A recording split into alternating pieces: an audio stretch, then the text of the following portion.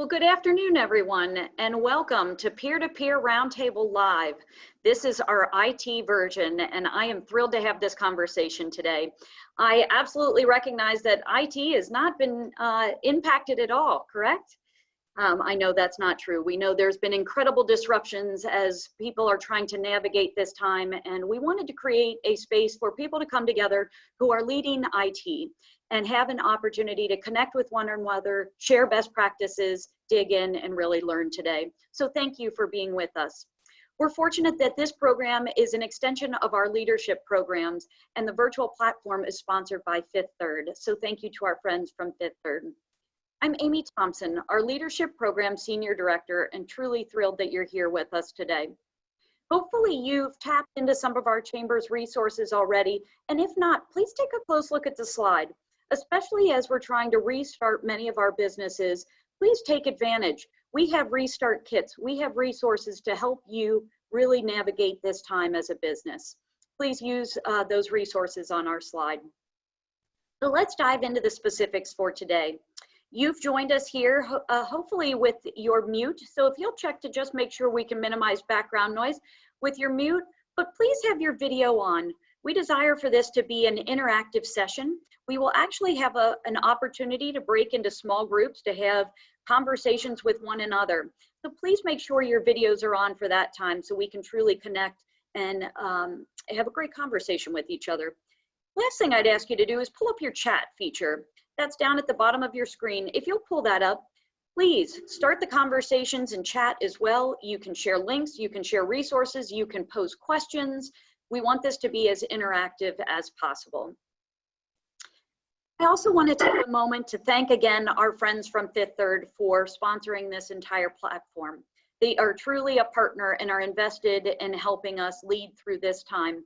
So let's take a very quick moment to hear a couple words from Fifth Third. For more than 160 years, Fifth Third Bank has been a champion of dreams. It's the dreams of those who work hard for a better tomorrow that drive us. As we've always done, we're here to support our customers, their families, their businesses, and our communities.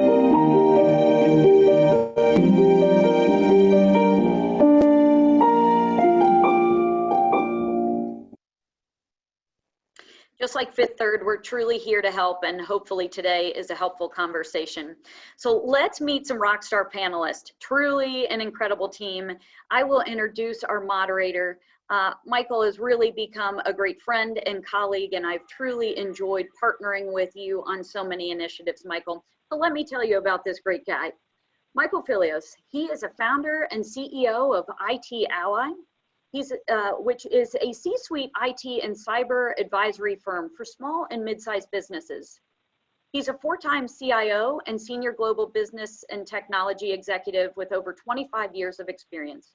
He recently published his first book, Tech Debt 2.0, How to Future-Proof Your Small Business and Improve Your Tech Bottom Line, a must-read. So please make sure you get that and add it to your list. Michael facilitates the Chamber's year-round IT Roundtable, and we truly love working with him. Michael, thank you for being here. Let's get the fun started. Terrific. Thanks, Amy, for that very generous introduction. So first of all, I want to thank the Chamber on behalf of the Chamber hosting this session today, as well as Fifth Third as our sponsors. We've got an incredible line of panelists today from some of our leading companies in the region. And I have the easy job today of asking some questions versus having to be on the other side of answering them. So it's my pleasure today to introduce Brian Cobb, Chief Innovation Officer from CVG Airport, Cappy Lindsay, IT Director from Clark Dietrich Building Systems, and Jason Hightower, CIO for Hightower's Petroleum. Thank you all for being here. So let's get right into it. Like most, if not all companies today, every single one of us has been disrupted by this global pandemic, COVID-19. Remote work is now mandatory for many businesses across the globe. For some of these companies, years of planning to support this capability has paid off. For others, they found themselves scrambling to patch together a solution for their users perhaps buying spare parts and laptops from their local retailers as employees vacated offices. Business leaders hoped that their IT teams were prepared and can handle this challenge brought on by this unexpected event without introducing risk, impacting productivity, or opening up their organizations to any further liabilities. So to our panelists, I would like to hear from you and start the conversation off with this question. To what extent did each of you have experience supporting remote or work from home employees? And what were some of your biggest challenges in responding to this surge of needing to work remotely in response to these directives from our government? I'm going to turn it over to Brian and have him comment first. Thanks, Michael, and good to see so many familiar faces and names on today's chat. So very much, yeah, challenging time, no doubt. Thank heavens, we were amply prepared with technology. Frankly, in hindsight, I'd easily say that we were referencing our business continuity plan. Thankfully, that all came together in a timely manner. Probably the biggest challenge that I would say initially was making sure who was going to work from home. Essentially, we sent 125 folks work from home scenario within 24 hours. So that was a fairly quick turn. And essentially, what we had to make sure of is some of our folks are the engineering types. So their laptops could not necessarily perform the heavy duty calculations required of CAD. So we had to start looking at folks taking their towers home. And then that led to peripherals as well. So naturally the monitors being packed up and making sure, frankly, that the hardware was going to be taken care of and treated delicately. Now we're in the situation as we're starting to plan for welcoming folks back, of making sure that we just frankly reverse that order and things are taken care of appropriately. Very good. Thanks, Brian. Again, we know that all industries have been impacted here widely. So perhaps Cappy, from Clark Dietrich's perspective as a building systems company, maybe you can share your perspective on these challenges. Yeah, sure. Thanks, Michael. And hello to everybody. Good afternoon. It is good to see some friendly faces. It's just good to see faces in general, to be honest, as we're coming back in. You know, we were also, as was Brian at CVG, we were also already supporting a very wide network of remote workers here. So it was a little, I'm not going to say less stressful, but it was a little bit easier of a switch to flip for us. I think focusing on some of the office folks that are out in our facilities who don't work from home, who have the desktop PCs, I think we were lucky in the sense that technology's actually helped us as things have gotten smaller. A lot of our users out there that we needed to give the option to work from home, if they didn't have the laptop, they actually could take their small little desktop PC home with them. It's a little bit bigger than your book, Michael, I think, these days. So they could throw that in a backpack and very easily, you know, go home, take a monitor, get set up and get going. I think the monitors, the peripheral devices are probably the hardest to do, because a lot of cases are set up. We have them already on stands that are attached to the desk, so they aren't just on their own little stand. So my IT ops team did a great job fairly early on in recognizing that there might be a need. They put some stock on the shelf for us. And so we were able to get some of those things shipped out to the folks as they transitioned from the office to home. So the first couple weeks there in March and early April were a little bit fun, setting things up for everybody. But I think we, our work, as you mentioned, over the years, kind of positioning ourselves well to collaborate remotely to support a workforce across the nation that was, you know, visiting customers and traveling to do work in the facilities. I think all of that work we've done and the improvements and the evolution of our infrastructure has really helped to get us to the point today where it was, we could do it. We felt pretty good about it. We got a great reception back from our users and a lot of appreciation out there that we were able to get them moving as quickly as possible. So. Terrific. Thanks, Cappy. And Jason, same question over to you at Hightowers Petroleum. Good afternoon, everybody. So when this whole pandemic hit, we were kind of in the middle of a transition where we were moving our entire sales and ops team to Surface Books instead of towers. So we actually had a lot of hardware on site, and it was kind of the perfect segue to start working in that environment from our mobile perspective that we had set up for our independent reps, but not so much our in-house employees.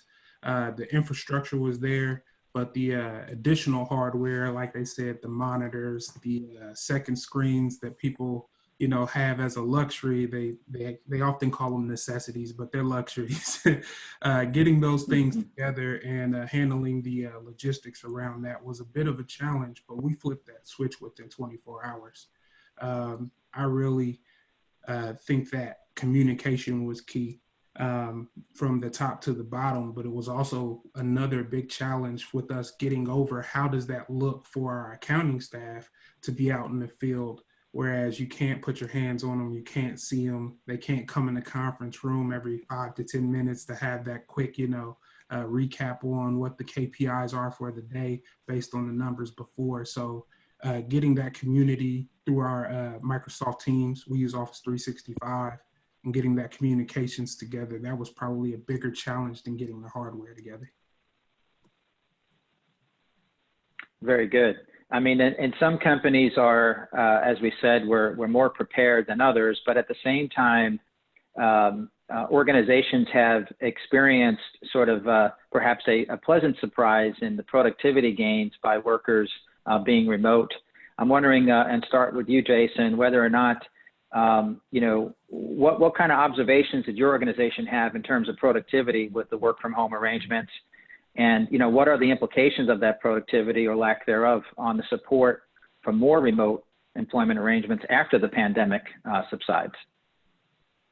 So I think it was a surprise for our executive team because we haven't really done a case study or anything like that. We're an organization that goes in 8 to 5 every day, and then we work really 24 hours because we do global logistics for fuel and fuel management for companies that don't sleep, like Duke Energy.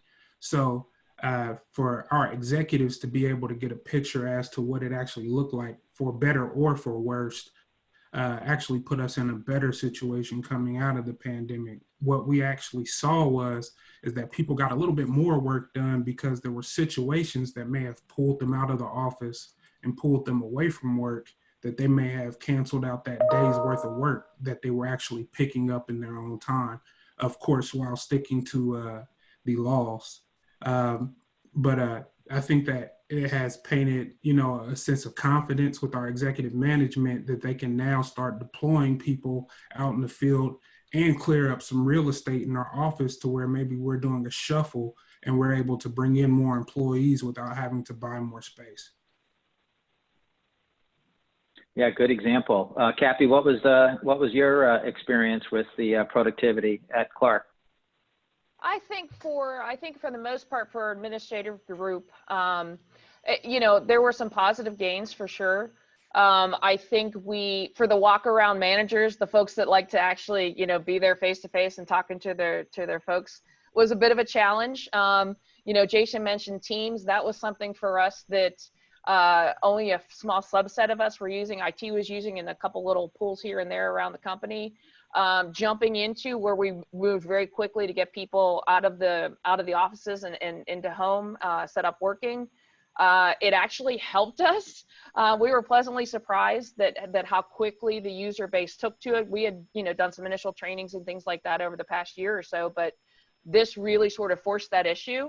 And they were very happy that they had tools like that, like WebEx, like the IM clients, things like that, that we could actually, that were already available. They didn't have to do anything with it. They just had to learn to use them a bit.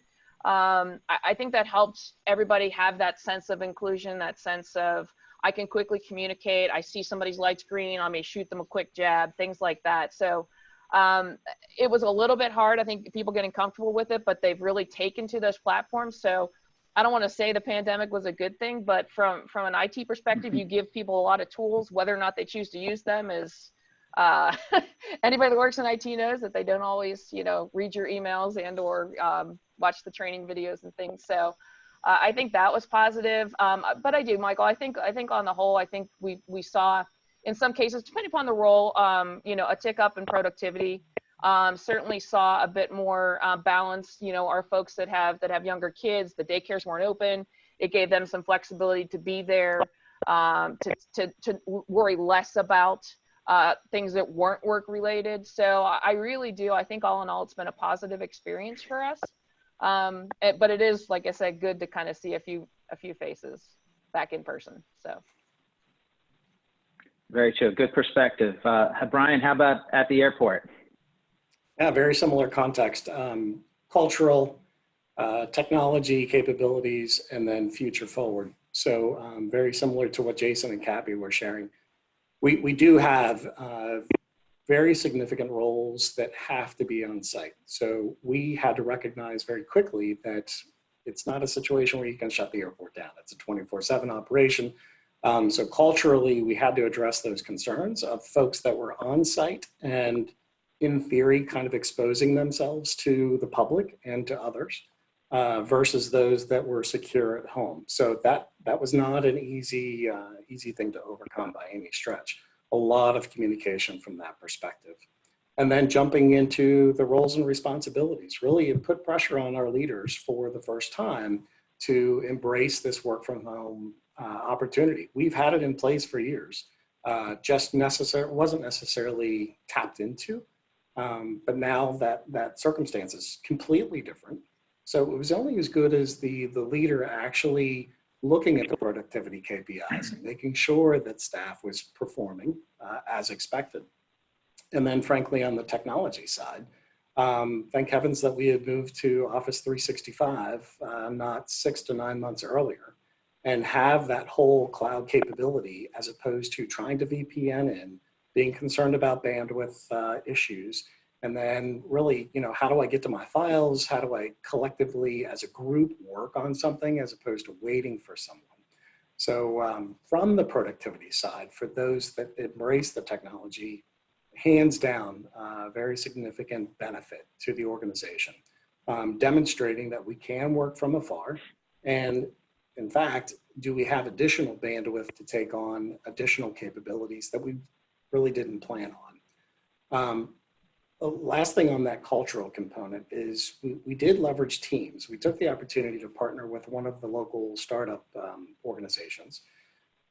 We brought in their chatbot and activated the chatbot within inside Teams. So the chatbot was based on your preference of what time. And if you said any time of the day and you happen to be on Teams, it would fire up just questions on how are you doing? What was the significant accomplishment last week? Do you feel proud of what you were able to do? How's work from home working for you? Is the technology working out?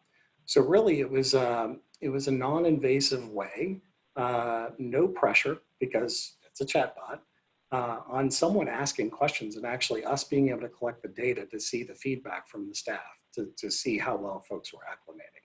And hands down, again, that demonstrated that yes, the transition was very solid, no pain points whatsoever. But then longer term, we need to look at the cultural aspect of the two work groups.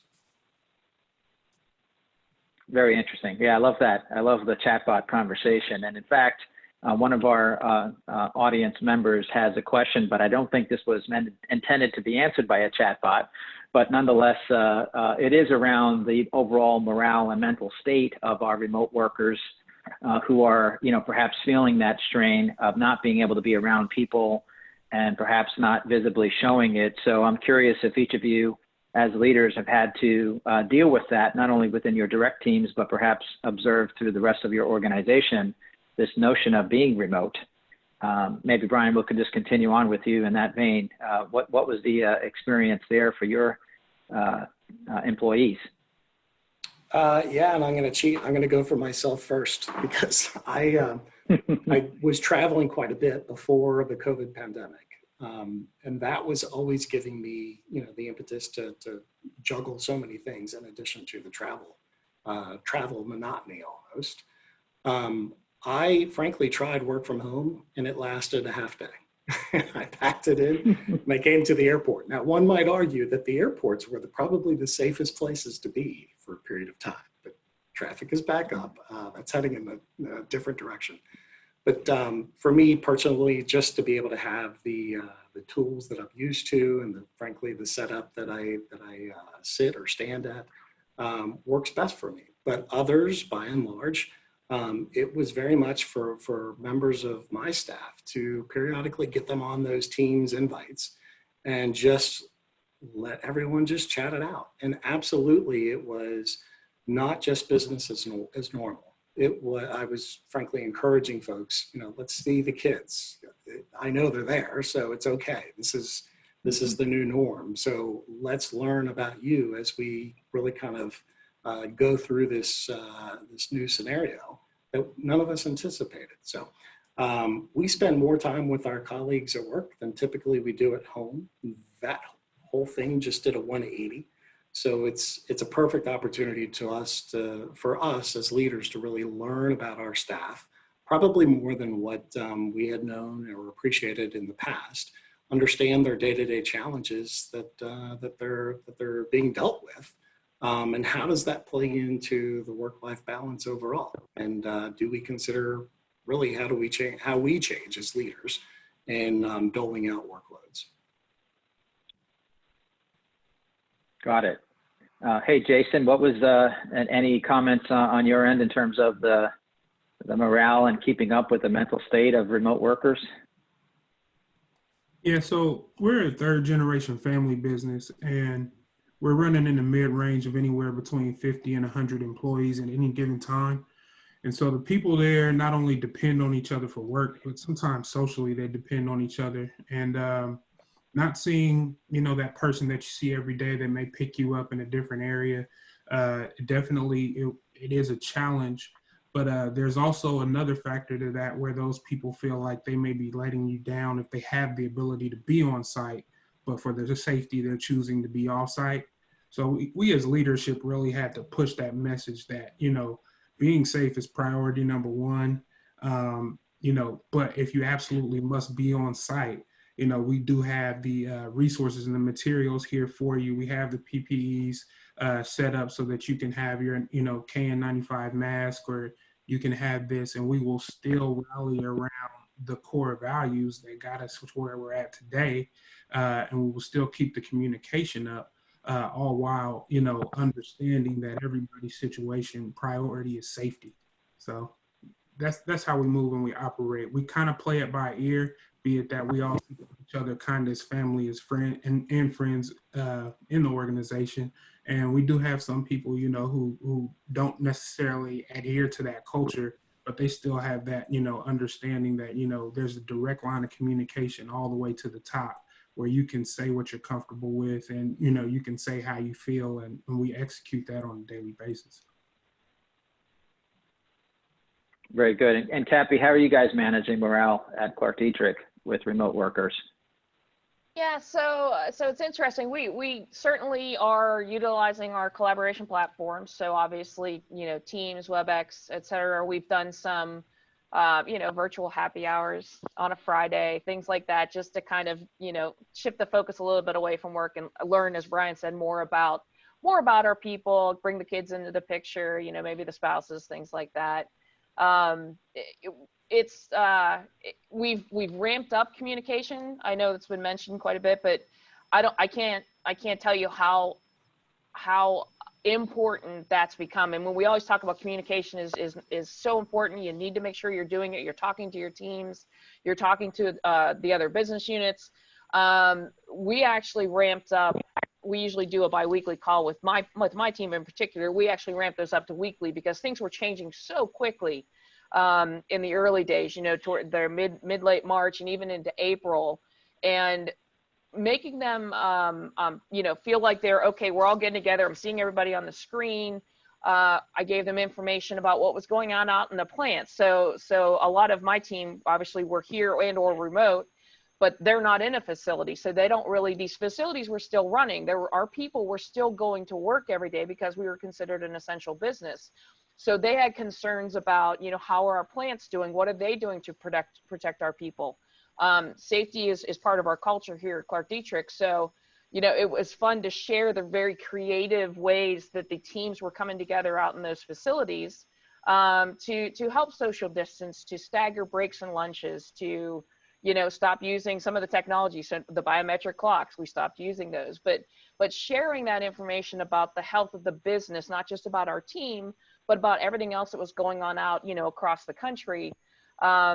They really enjoyed kind of hearing the bits and pieces and seeing some of the videos, and the old style TV trays made a reappearance where, you know, we set break rooms up so like a person could sit and have lunch and be 6 feet from their colleague, but, you know, still be able to interact and socialize a little bit. So, you know, just keeping up with everything that was changing, the things that the executive group was talking about. Again, sharing the things that were happening out in the marketplace. You know, the Northeast took a pretty big hit from a construction standpoint. They shut it all down. There wasn't little bits and pieces. So, you know, just keeping everybody in the loop and talking and giving any little tidbits that came down, sharing that information has become so important. It's always important, but really through this time, it's been significant for us to do that. Great perspectives. So now that we're sort of beginning the process of return to work, there was a question from our audience around how are you addressing employees that are not comfortable returning to work because of COVID? And I'll just open that up to the panelists, whoever wants to take that one. Sure, I'll field. So there's still a tremendous amount of questions, right? Not every state, especially in a situation like ours, that, you know, our borders are so close that not every state is being consistent in their application. So we still have family members, employees that are trying to deal with childcare and understand now that there is an expectation growing to come back to work. But that's not quite clear on either childcare or summer camps and when they can reopen. And then also just, you know, flat out, yes, there are staff that are concerned about just coming back, and our capabilities as organizations to make sure that social distancing is correct. So, like anyone else, any other business, we have absolutely taken a look at the floor plan and what the considerations are in closing down common areas, and really demonstrating first and foremost that we do have the health concerns of all of our employees and our traveling public first and foremost in our minds. In our situation, I would say specifically as an airport, it's really put us even in a more unique position to be more hospital-like as far as our tact and our approach for cleanliness. So we've had to go out and source new forms of technology, specifically around disinfecting agents, the capabilities of misting throughout office space, et cetera, that we're hitting those areas on a frequent basis and really giving additionally tools, cleaning resources right at the employees' hands, should they have any concerns about either going into a common area and cleaning up after themselves, and really setting an expectation that this is a collective community effort and not just a one-time deal. Got it. And thank you for the questions that are coming in through the group chat. There's one more. Amy, do we have time for one more in the group chat? Absolutely. Okay, good. I read your lips. I think Absolutely. You said absolutely, and then I heard you. Jazz hands. Okay, so this is sort of related, and I know I've, being a part of Interalliance that works with a lot of interns and co-ops and whatnot, this is certainly a conversation we're having at the board level, but how are you handling interns or co-ops or younger employees that are just starting their career that really need a little bit more in-person guidance and hands-on support? If any of our panelists have a perspective on that, you know, we'd love to hear more about that. Michael, I can jump in. I will tell you, we've actually had a couple new employees and or employees transitioning here in the last couple months. One, I will say the fact that most of the people were working from home, the office was empty, so it actually freed up some conference room space, as an example, that you know, the person that's either transitioning or the new employee could sit sort of across the table from, you know, the person that was doing some training. So we did have an opportunity to do some of that. but also we relied really heavily on our Teams and WebEx platforms. I did virtual interviewing for the first time in my career. That was really interesting. You know, I normally like to get a sense of a person, to meet them, you know, shake their hand, that kind of stuff. But learning those new skills about how to interact through video like we're doing right now, learning to ask better questions to get maybe a bit more information, since you can't maybe see a true facial expression. But we've really tried to use the technology we have available.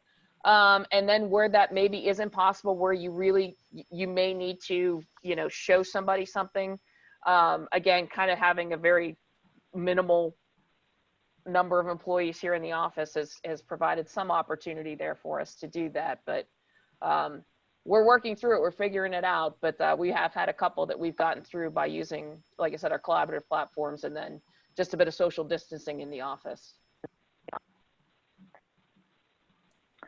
Very good. Jason, would you like to comment also? Yes.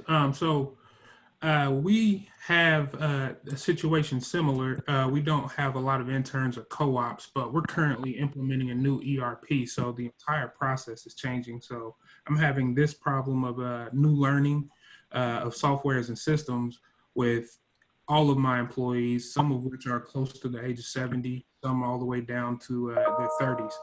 And I find it more, I won't call it difficult, just more challenging for my people that are on the higher end of that spectrum to learn via the web, whereas my younger people, they actually grew up with devices in their hands. They, you know, they use YouTube to do everything from, you know, learn how to cook pork tenderloin to whatever. So they're used to that e-learning, and they understand that, you know, if I have the video like we have right now, we're face to face. If I have the remote desktop share, if you can take control of my workstation, then you're pretty much here like we were in a room. And getting that mindset, you know, wrapped around my older generation, and not all of them, there are some that are more adept than others, but, you know, getting them to understand that, you know, this doesn't separate us. We're still right here working on the same thing we would be if we were right behind each other. That has really been something that we've been driving home, and it's really working. It takes time. You know, it definitely does take time, but that is something that you got to push through, that this is no different unless there's actual a physical component to what you're doing. I'm not sure what the application is specifically, but if it's all software, if it's all tech, it's all on a monitor, we're right here. Got it. Brian, any comments on that one before I turn it back over to Amy? Similar to Jason, we largely restricted the number of folks that we were bringing on board. Yes, we've continued with video chats to interview folks. But I would say that one of the things that worked out well for us was largely taking our IT staff and having them actually create live video for how to use different interfaces. So even for those that were less versed in technology, we could present those learning opportunities, record them at the same time, and then immediately house them on our human resources website. So it's become this now repository for immediate internal learning for what works best for our company. Very good. Amy, are we at that point where we want to break out? I think that sounds good. I'd add one last comment for Bill. It's a great question. Just like I'm hearing many of you and your executive teams in the past would have met on a monthly basis, you're now meeting weekly or multiple times a week. I think if you have an intern or a co-op, where we're hearing success, at least from our university partners, is they're sharing, it's frequent touch points. You're maybe checking in at the beginning of the day, end of the day, and it's more often and it's higher intensity. So that's what we've heard as well. What we want to do at this point is really give everyone on the call, we know there's such great expertise and insights and continued great questions, for you all to have a chance to break into small groups. So we're going to break into small groups for about 10 minutes. And this is a chance for us to really start thinking about the go forward. Of course, if you have any questions that are still burning questions on how are you navigating this, what are you doing, this is a great place to ask that to each other. But how are you innovating? What new things will you adopt that have come out of this that you might share with others on this call? Great new best practices that would really be helpful to others. Our colleague Spencer will send you off into rooms, and you'll also see a little flashing warning when it's time for you to come back to the main group. So have some fun when you get in there, just jump right in and start the conversations. Well, welcome back, everyone. Thank you for taking a little bit of time to connect with each other. I know that either can feel like an eternity or can go very quickly. Michael, I'll turn it back to you, as I'm sure we'd love to open it up and hear any nuggets that were shared from the group. Would be wonderful. This is where people, make sure you turn your video back on and you can jump in and share out with the rest of the group what you heard or what you learned. Sure. Thanks, Amy. And I have to apologize to Jose Guerra and Mike. I was in the midst of my conversation and Spencer moved me to another room mid-sentence. So perhaps we can pick up that conversation. But, you know, what I did hear from several of you were, you know, a level of preparedness. You know, I think in general that perhaps was unexpected consequence of this, that you all seem to have, you know, your business continuity plans in place. You seem to have, you know, the mindset of working remotely and what that was going to take and understanding those requirements for your organization. So I just have to commend you all for that. You know, I would say, and we can open this up for any other comments here. I would just say that, listen, this is sort of a paradox for many of us, right? In some ways, we're dealing with unforeseen circumstances and the challenges that exist, but at the same time, as IT leaders, we have the ability to really lean into this and demonstrate a different kind of leadership than maybe we had before, and to get organizations' attentions. You know, I hate to say new normal, that's not what we're talking about here. I think this is about, you know, leading our respective organizations to a crisis, but at the same time thinking about innovation and challenging the status quo. So I'd love to hear more from your perspectives in terms of when you look out now, the next 18, you know, to 24 months, how do you feel that you have an opportunity to reposition IT and the brand of IT and your role in IT as a result of this pandemic, and hopefully maximize, you know, this in a positive way for either you as an individual or for your function? And you know, I'm going to open this up to anyone who wants to chime in at this point. I can start. So a lot of the challenges that we face on a daily basis as IT leaders is that we're often silenced, and how many areas does IT actually touch across the organization, and how do we prioritize who does what at what point in time? So a priorities board. With us having such a swift shutdown and, you know, a change of gear, I believe that it really expressed and put a magnifier over the role that IT really plays in the organization that people, you know, didn't really realize. It was unrealized potential for us to grow or expand on certain areas of the business that didn't exist before, or that did exist before but were unseen. So opening that line of communications, putting a formal process behind it, and really putting that attention to it, understanding that it drives just about everything we do. I think that will be a big pushing point for us moving forward as we evolve to try to become one of the logistics companies of the future. So, Terrific. Anyone else want to share? Yeah, Michael, I think Jose Garcia in our group really touched on something that's significant, that it's not necessarily IT just being stuck in that IT role. This is a perfect opportunity to start dialogue that would suggest, what about this work from home implication? And can we reduce the size of the facilities that we're all thinking that we are required to be in? So is there an ROI on technical investment versus structural investment? And can you trade those two? And absolutely, I would encourage and suggest that all of us as IT or similar fashion really kind of take that stronger position that says, let's evaluate what we've just been through and see if there isn't a different, more streamlined, agile way of doing business.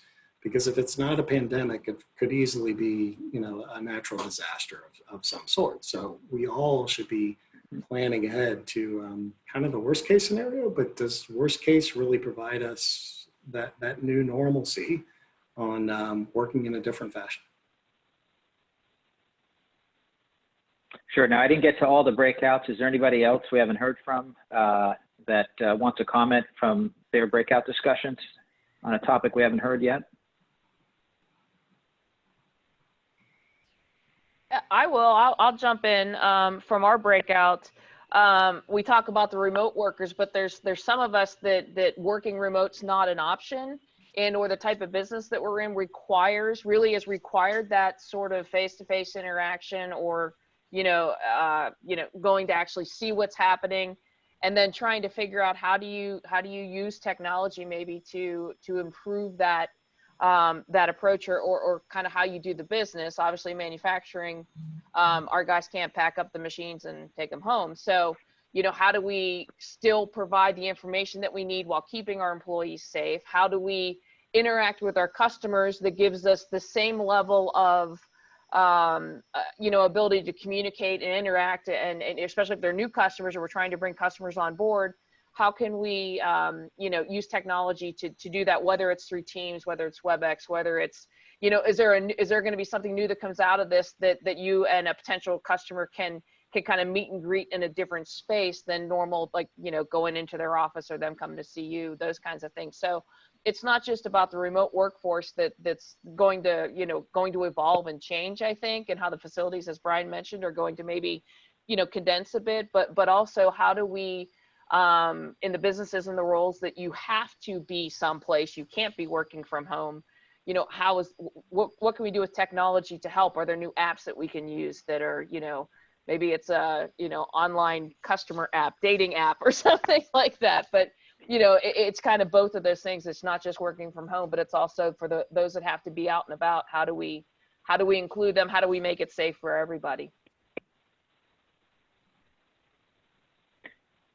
Very true. Very true. I think the spirit of what some of you have mentioned is that, during sort of this time of crisis or operating in a mode where there's constraints, it really does spark innovation, right? And it allows us to think differently. And I think all of us, are going to be challenged and quite frankly looked upon to do that as we move forward. So I would just encourage you all to lean into that as leaders, and certainly use it as an opportunity to further strengthen the role of IT in your organizations and the role of your leadership, quite frankly. Because there's one thing that's constant here is technology is going to continue to evolve, right? So we know that. And then it's on to the next thing.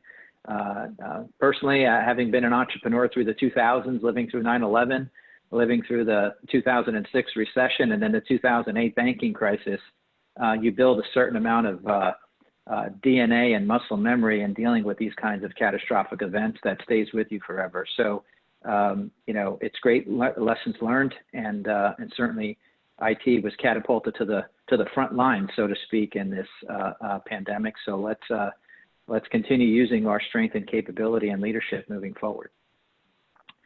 Amy, I'm going to turn it back to you. Is there time for some final comments? Absolutely. We are up against time, unfortunately, and I know it feels like that went very, very quickly. So hopefully you all picked up a couple different nuggets or had an opportunity to say, oh, okay, we're doing this the right way. We're hearing from others. I took away a couple different things that, we'll all have to continue with the work from home to think about perhaps even some of the liabilities of the equipment being out at home, the productivity. I think that's a big piece that people are walking away realizing it is possible, that people can be incredibly productive, continuing to learn new platforms and tools, and just really being hands-on as you're thinking about training and what that looks like. Brian, I'm fascinated by your whole chat bot I thought that was really interesting and would be intrigued to certainly learn more. But really to all of you, just thank you for continuing to lead through this time and being there for your people and your teams and taking time to jump in on this. That means you want to learn more and connect. So thank you for being here today. Michael, we truly enjoy and appreciate partnering with you. If you'll throw up that slide, I'd love for folks to know a little bit more. We have the great opportunity to partner with Michael to run different IT roundtable groups. As a matter of fact, a number of our panelists have been or are part of one of those groups and really find great value in coming together every other month for a couple of hours to dig in on the hot topics and be there for each other. So I will send information. We do have room for a couple more leaders to join and would certainly love to have you. As we mentioned earlier, Michael's got a great new book. So if in your downtime, this is a good resource and really toolkit to help you continue to navigate and lead. So Michael, thank you. And a special shout out, really incredible panel. Jason and Brian, Cappy, thank you so much. Really appreciate you spending time and being here to lead us through today. Again, I want to circle back to, as you're continuing to think about your businesses, don't forget Restart. A lot of businesses, this website, restartcincinnati.com, a lot of businesses are posting their responsible return plans. So if you are looking for resources, come here, you can post yours, you can learn from others, you can get access to PPP or our Restart kits. We'd absolutely love to help you through this time. So make sure you use this wonderful resource. And we also hope you'll continue to stay engaged. We are continuing to connect with you all virtually and have different topics that happen. As a matter of fact, next week, we have something coming up just around general member benefits. Just a reminder of different cost savings and things. How do you take advantage of the chamber and your membership right now to really help you save money and to dive in and engage during this time? So thanks again for being with us today. I want you to know that truly from everyone here at the Cincinnati USA Regional Chamber, we wish you and your teammates and everyone well during this time. And we must say that as we sign off today, we're going to ask you to stay safe, respect that social distancing that we heard about, whether it's with your TV trays in your lunchrooms. And as you sign off today, please go wash your hands one more time. Thanks again. Have a great rest of your day. Thank you. Thank you, everybody.